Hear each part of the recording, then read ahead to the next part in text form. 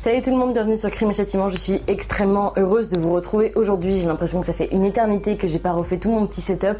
Aujourd'hui, on va continuer sur notre mini-série du tour d'horizon des tueurs en série aux États-Unis, c'est-à-dire un État égale un tueur.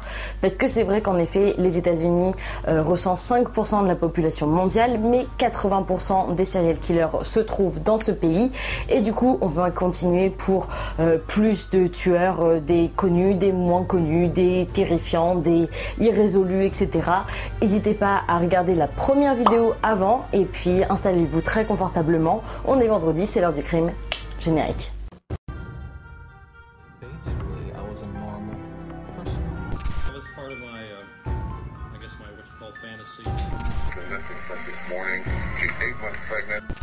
My gun was under the seat.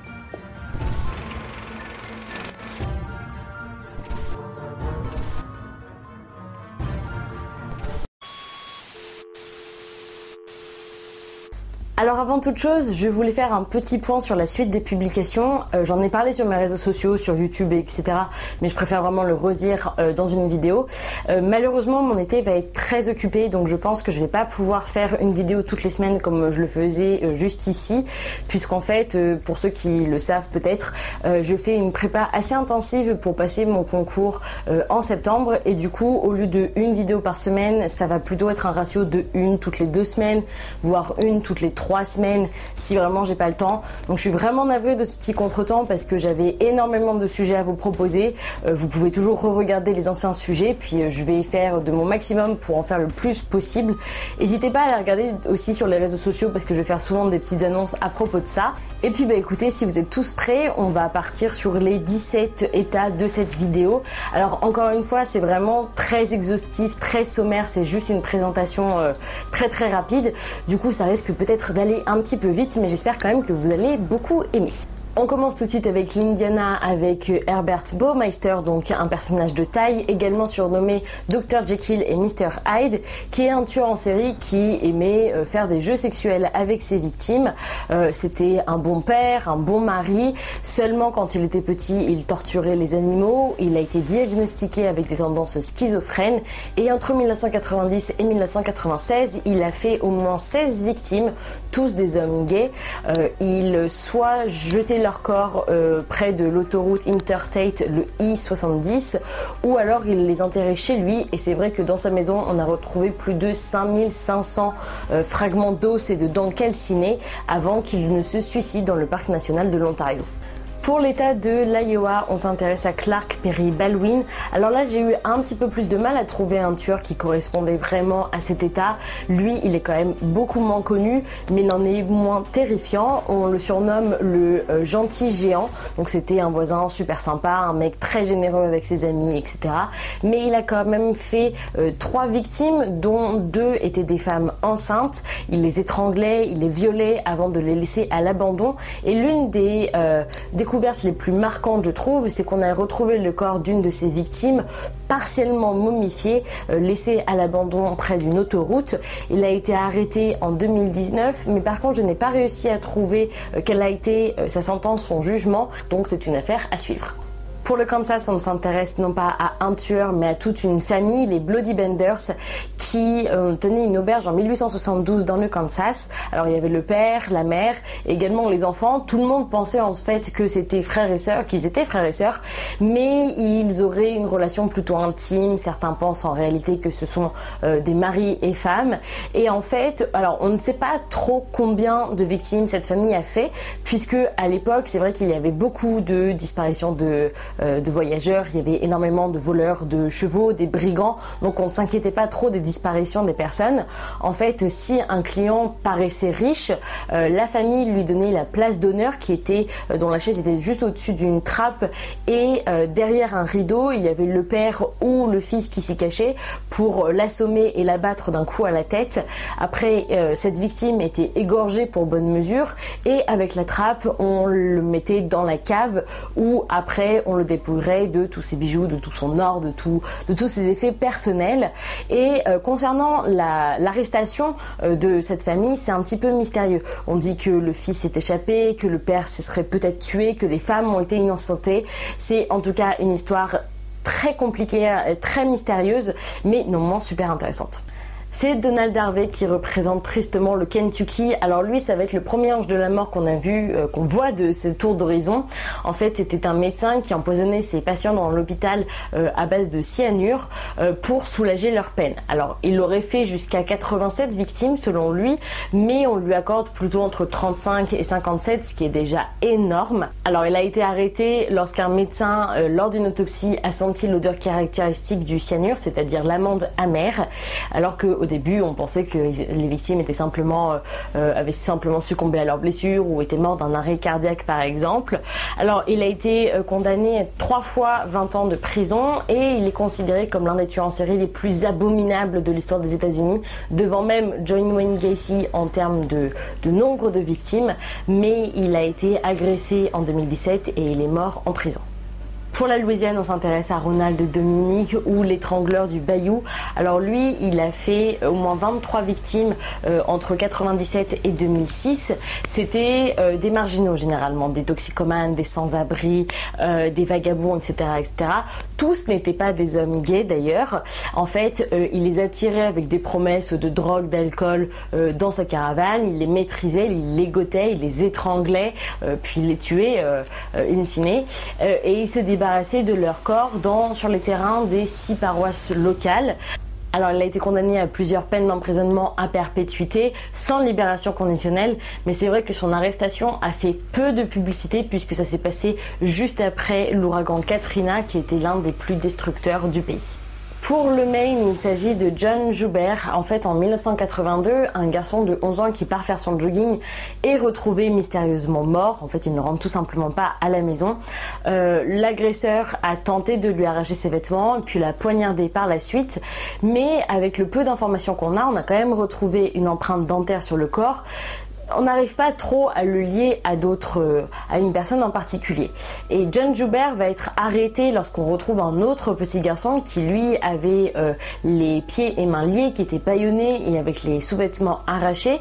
Mais étant donné qu'il ne correspondait pas au profil que le FBI avait donné, on l'a relâché, puis on a fini par l'arrêter de nouveau et on va la condamner à la peine de mort. Il a essayé de faire appel, mais il a été démontré qu'il avait un comportement sadique lorsqu'il a torturé ses 3 victimes et du coup ça a été rejeté.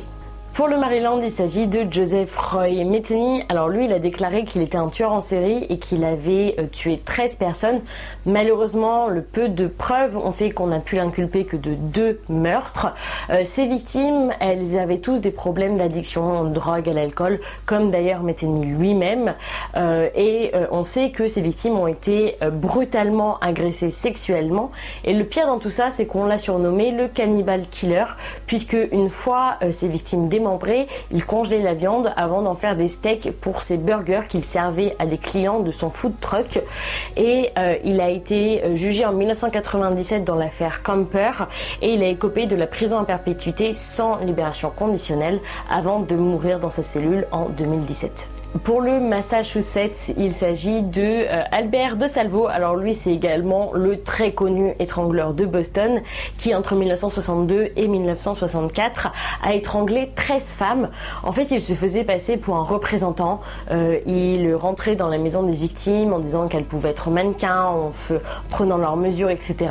avant de les violer, parfois avec différents objets, de les étrangler et de laisser leur corps bien en évidence dans des positions très obscènes qui pouvaient choquer le public quand on les aurait découverts. Son erreur par contre, ça a été de rentrer dans l'appartement d'une femme mariée, de la caresser, de la ligoter, mais de ne pas la tuer. Et ça va être le portrait robot qu'a produit cette femme qui va réussir à le confondre. Alors il dit avoir violé en 5 ans plus de 2000 femmes, même si pour sûr on sait qu'il en a violé 350, ce qui est juste énorme. Il a été condamné à l'emprisonnement à perpétuité et il est mort en prison à la suite d'une bagarre. Ça va être Aileen Wuornos, si je n'écorche pas son nom, qui va représenter le Michigan. Alors elle, c'est peut-être la plus connue des tueuses en série et qui, contrairement aux autres femmes qu'on a vues dans la partie 1 de ce tour d'horizon, n'est pas une veuve noire. En fait, elle a tué dans les années 90 au moins 7 hommes pour l'avoir violée alors qu'elle était prostituée. Alors il n'y a pas de signe de torture comme on peut retrouver sur les victimes d'hommes, mais les corps ont été criblés de balles et elle a été condamnée pour 6 meurtres étant donné qu'un des corps n'a pas été retrouvé. Alors au début elle se défend en disant que c'était de la légitime défense, mais lors de son procès elle va se rétracter et elle va être condamnée à mort par injection létale en 2002. Pour le Minnesota, on peut l'associer à Andrew Cunanan. Alors lui, son nom va être intimement lié avec la mort de Gianni Versace. Il a fait 5 victimes, soit par arme à feu, soit par coup de marteau. Et il faisait partie de la liste des 10 personnes les plus recherchées du FBI. En fait, il ciblait vraiment des personnes, des hommes homosexuels, parce qu'il pensait être infecté par le VIH, alors que les autopsies ont très bien montré qu'il était séronégatif. Et l'une des morts les plus connues qu'on lui attribue, c'est celle de Gianni Versace, qu'il a tué de 2 balles à l'arrière de la tête alors qu'il rentrait dans sa villa à Miami. Certains disent qu'ils se connaissaient, d'autres non, on n'en est pas très sûr. En tout cas, on sait qu'il s'est suicidé d'une balle dans la bouche alors qu'il était en cavale avec la même arme qu'il a utilisée pour tuer Gianni Versace. John Robert Williams va nous intéresser pour le Mississippi. Alors lui, c'est un camionneur qui a changé de profession pour devenir un tueur en série, puisqu'il a, selon ses dires, tué 10 femmes entre 2003 et 2004, même si on lui accorde entre 2 et 12 victimes. C'était toutes des travailleuses du sexe, parce que pour lui, les prostituées des relais routiers étaient beaucoup plus faciles à tuer. Son mode opératoire est un petit peu étrange, parce que on a retrouvé une de ses victimes avec du scotch partout sur la figure et non pas seulement sur sa bouche pour l'empêcher de crier, et il se justifie de ces meurtres en disant qu'elle les avait bien cherchés et qu'elles avaient tapé sur son camion entre autres. Alors il va vraiment tout avouer et il va être condamné pour un seul meurtre en 2005. Pour le Missouri, on va s'intéresser à Terry Blair. Alors lui, il avait déjà été condamné en 1982 pour le meurtre de Angela Monroe, contre qui il était en colère parce qu'elle se prostituait. Et une fois qu'il est sorti, la prison ne l'a pas du tout aidé pour sa réintégration, puisqu'il a fait 6 autres victimes, là encore toutes des travailleuses du sexe, comme on peut le retrouver très souvent dans les victimes des tueurs en série. La mort d'une de ses victimes avait été classée d'ailleurs comme étant une overdose de drogue et il a été condamné en 2008 pour 6 peines d'emprisonnement en perpétuité, 1 pour chaque meurtre sans libération conditionnelle. Ça va être Wayne Nance qui va nous intéresser pour le Montana. Alors sa première victime, c'est Donna Pounce, qui en 1984 a été retrouvée ligotée, torturée dans son sous-sol sur une chaise avant d'être abattue. Et c'est vrai qu'il n'y a pas trop de lien entre ces victimes, ni sur les victimes en elles-mêmes, ni même sur le mode opératoire. Par exemple, on va retrouver une jeune fille de 16 ans dans une tombe peu profonde. On va retrouver le squelette d'une femme de 20 ans abattue d'une balle dans la tête. Et ça va être l'ADN, puisqu'on va retrouver des cheveux sur ces victimes qui vont toutes les regrouper ensemble, les relier ensemble avant de pointer du doigt Wayne Nance, qui était un ancien Marines et qui a été tué lorsqu'il tentait d'assassiner un couple chez eux. Pour le Nebraska, ceux qui vont nous faire trembler de peur, ça va être Charles Starkweather et Caril Ann Fugate. Alors eux, on en avait déjà parlé de ce couple dans la vidéo des couples de tueurs en série spécial Saint-Valentin. En fait, ils ont fait une sorte de petit road trip mortel en tuant 11 personnes. Leur premier meurtre, ça a été tout simplement la famille de Fugate, puisque après une dispute avec son père, elle a regardé sans broncher son petit copain tuer toute sa famille, dont sa petite sœur de 2 ans. Et au départ, dans le procès, Charles a essayé de la discréditer, de la sauver en disant qu'elle avait été simplement kidnappée, avant de se rétracter et de dire que Fugate était une participante consentante, on va dire, de ces meurtres, qu'elle avait vraiment poussé tous ces meurtres à un niveau de folie et d'horreur beaucoup plus avancé. Alors Charles va être condamné à la peine de mort et Caril à la prison à perpétuité. Pour le Nevada, il s'agit de Stephen Maureen. Alors lui, on n'a pas beaucoup de photos sur son sujet. On sait simplement qu'il a tué au moins 40 personnes, dont 7 hommes dans les années 1970. Alors vu qu'il se déplaçait un petit peu partout dans le pays, on n'a pas de chiffre exact de son nombre de victimes. Alors soit il en kidnappait, soit il les violait, il les abandonnait.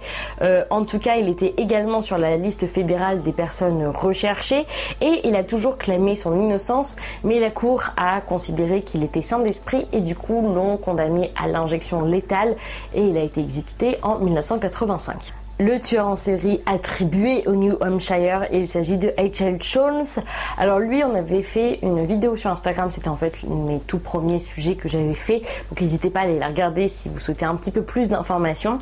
En fait, dans les années 1890, il a transformé son hôtel en château des horreurs lors de l'exposition universelle de Chicago, et on pense qu'il a fait au moins 200 victimes, ce qui fait de lui l'un des tueurs en série les plus prolifiques, si ce n'est le plus prolifique des États-Unis, voire même du monde. En fait, il avait créé dans son château, dans son hôtel, des trappes, des labyrinthes, des coffres forts insonorisés. Il a changé plusieurs fois de constructeur pour s'assurer que ce soit bien lui qui ait toujours les plans en entier. Les corps étaient jetés dans des passages secrets directement dans le sous-sol. Ils étaient disséqués, ils étaient écorchés, les squelettes étaient même parfois revendus à des écoles de médecine. Et il a été condamné à 27 meurtres et pendu en 1896. Richard Kuklinski ou Iceman a fait au New Jersey de la mort son métier puisque c'est un tueur à gages d'origine polonaise et irlandaise. Alors il a travaillé pour les mafias italo-américaines et il est dit qu'il a tué 100 personnes en 30 ans, même si on pense qu'il en a fait presque 250. En fait, il était surnommé Iceman parce qu'il maquillait l'heure de la mort de ses victimes en les congélant, donc pour retarder l'heure. Et pour ses commanditaires, il filmait aussi les victimes en train de se faire dévorer par des rats. Alors il est mort de cause naturelle en prison en 2006, mais tout ça a été un petit peu remis en question pour savoir si c'était vraiment naturel ou non, puisqu'il devait comparaître pour le procès de la famille Gambino. Et c'est la fin de cette vidéo, merci énormément d'avoir suivi jusqu'ici, n'hésitez pas à me dire ce que vous en avez pensé, quel tueur en série vous voudriez voir plus en détail dans d'autres vidéos, commentez, n'hésitez pas à me le dire en commentaire, à me laisser un petit pouce bleu, à vous abonner avec la petite cloche pour avoir toutes les notifications. On est déjà à 1500 abonnés sur la chaîne, donc un énorme merci. On se retrouve très prochainement j'espère, je pense que je vais faire une vidéo entre cette partie-là et la troisième partie du tour d'horizon, histoire de changer un petit peu également de registre et on espère, j'espère, on se retrouve très bientôt. Ciao!